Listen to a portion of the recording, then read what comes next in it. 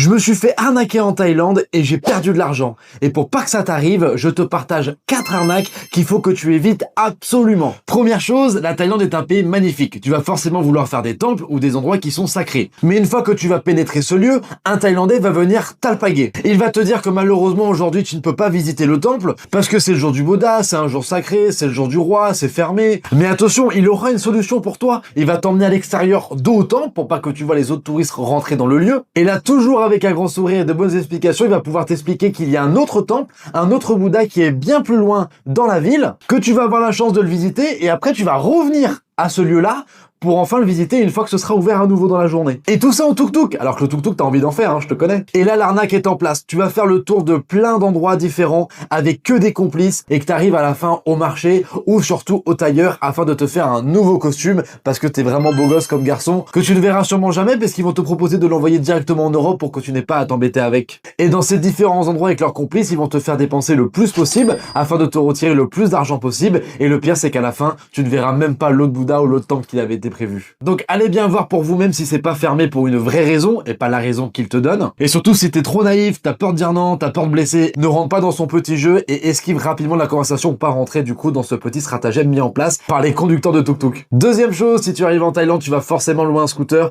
et tu vas sûrement faire du jet ski parce que c'est vraiment cool le jet ski. Et pour ces deux choses, et comme ailleurs en Europe d'ailleurs, il faut toujours prendre en photo et voir même une vidéo si tu peux, du scooter ou du jet ski en question. Parce que une fois que tu vas le prendre en location et que tu vas faire ta petite vie avec, même si tu fais attention et qu'il t'arrive rien, quand tu vas revenir au loueur de scooter ou sur la plage avec le loueur de jet ski, ils peuvent vous accuser d'avoir fait telle rayure ou tel dégât à l'engin. Et derrière, en tant que touriste qui parle pas thaï, vous allez devoir payer pour les réparations. Et si vous n'avez pas la photo ou la vidéo, ce sera pour votre pomme. Si vous avez donné une caution ou parfois votre passeport en gage, ce qui peut arriver pour la location des scooters, ils peuvent récupérer votre argent en caution ou bloquer votre passeport en vous menaçant du coup de payer, sinon de pas récupérer votre bien le plus précieux. Et croyez-moi, vous n'avez pas envie d'expérimenter ça pendant vos vacances. Donc comme pour tout, n'allez pas louer n'importe où, regardez bien sur Google Maps et les avis afin de trouver un loueur sur la plage ou de scooter qui est fiable. On reste dans les moyens de locomotion avec le taxi. Une fois que vous allez arriver à Bangkok, à l'aéroport, quand vous allez sortir de l'aéroport, vous allez vous faire alpaguer par plein de personnes qui vont vous proposer des trajets à droite et à gauche. Ça peut être un peu choquant la première fois qu'on arrive en Thaïlande. Et pour les taxis, c'est un très bon moyen de locomotion quand vous arrivez à Bangkok, mais prenez le taximètre. Certains vous proposent un prix fixe dès le départ et vous mettez pas le taximètre, ça veut dire qu'ils vont facturer beaucoup plus cher que la course en question. Et ils vont pouvoir faire des détours, vous prendre des endroits qui sont beaucoup plus longs afin de vous faire facturer encore plus.